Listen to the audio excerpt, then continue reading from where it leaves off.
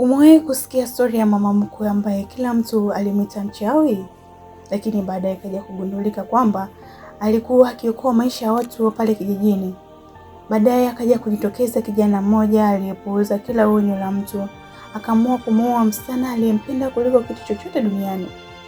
Hakujua kwamba uamuzi huo ungemuingiza kwenye siri iliyojificha kwa zaidi ya miaka 20, siri ambayo iliwafanya baadhi ya watu watajirike, wengine wapotee bila maelezo, na wengine kulia maisha yao yote. Lakini mwisho wa hadithi utabadilisha kabisa namna ambavyo watu wengi wanaona mama wakwe.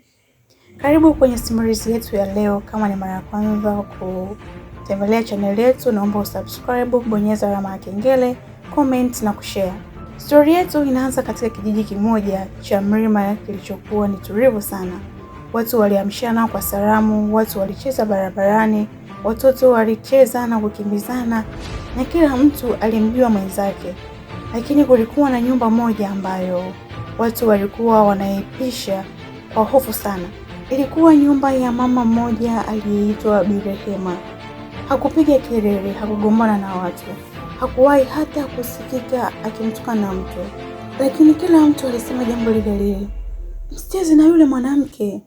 Hakuna aliyewahi kuelewa ni kwa nini.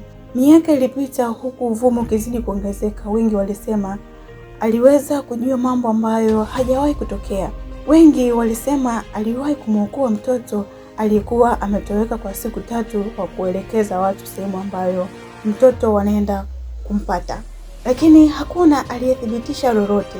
Siku moja kijana aitwaye Daniel alifika kijijini hapo kwa ajili ya kazi. Daniel alikuwa msomi, mcheshi na mwenye ndoto kubwa. Alikuwa haamini maneno ya watu bila ushahidi. Ndani ya wiki 2 alikutana na msichana mrembo aliyemvutia sana. Jina lake alikuwa anaitwa Amina. Amina alikuwa msichana mrembo, mpole na mwenye heshima sana. Kadiri walivyozidi kuzungumza ndivyo walivyozidi kupendana. Baada ya miezi kadhaa, Daniel aliamua kwenda kumtambulisha rasmi. Alipofika nyumbani, mlango ulifunguliwa. Mwanamke aliyemfungulia alikuwa ni Bi Rehema. Daniel alishtuka kidogo. Huyu ndiye mama ambaye kijiji kizima kilikuwa kinamzungumza. Lakini tofauti na nilivyotarajia, mama huyo alitabasamu. Karibu mwanangu. Hakukuwa na jambo la kutisha, hakukuwa na ukali ambao watu wengi sana walikuwa wanaozungumza. Daniel akaanza kuona kwamba huenda watu walikuwa wanamhukumu tu bila sababu. Baada ya chakula cha jioni, Bi Rehema alimwangalia Daniel kwa muda mrefu, kisha akasema kwa sauti ya upole, unampenda sana mwanangu? Daniel akajibu kwa kujiamini, ndio mama, nitamlinda maisha yangu yote. Mama akatabasamu, lakini ghafla uso wake ukabadilika. Basi kuna jambo moja unatakiwa kulijua. Daniel akasogea karibu. Mama akanyamaza kwa sekunde kadhaa, alafu akasema, usiku wa Ijumaa ukifika usitoke nje ya nyumba, hata kama utasikia mtu anakuita kwa jina lako. Daniel akacheka. Alizani ni ushauri wa kawaida wa wazee, lakini mama hakutabasamu. Nimekwambia hivyo kwa sababu nakutakia maisha marefu sana Daniel. Daniel hakujua ajibu nini. Wiki moja baadaye, ilikuwa siku ya Ijumaa, mvua kubwa ilinyesha, umeme ukakatika. Daniel alikuwa peke yake ndani ya nyumba. Ghafla akasikia sauti nje. Daniel, fungua mlango. Ilikuwa sauti ya Amina, lakini Daniel akakumbuka maneno ambayo mama mkwe wake alimwambia. Hakufungua.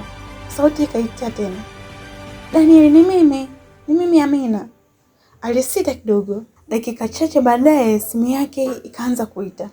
Ilikuwa Amina. Daniel, niko nyumbani kwa mama, sijatoka kabisa, unaendeleaje? Mwili wa Daniel ulisisimka. Pole pole akageuka kutazama mlango. Sauti ya nje ilikuwa bado inaendelea, Daniel, fungua mlango. Na hapo ndipo hofu kubwa ilianza kumwingia Daniel baada ya kusikia sauti ile. Unadhani ni nani aliyekuwa anagonga mlango pale nje angali Amina yupo kwao? Na mama mkwe aliwezaje kujua kwamba kuna kitu kitatokea siku ya Ijumaa? Usikose kufuatilia kisa chetu cha mama mkwe sehemu ya pili inayofuata. Bila kusahau kucomment, share na kusubscribe ili upate mwendelezo zaidi.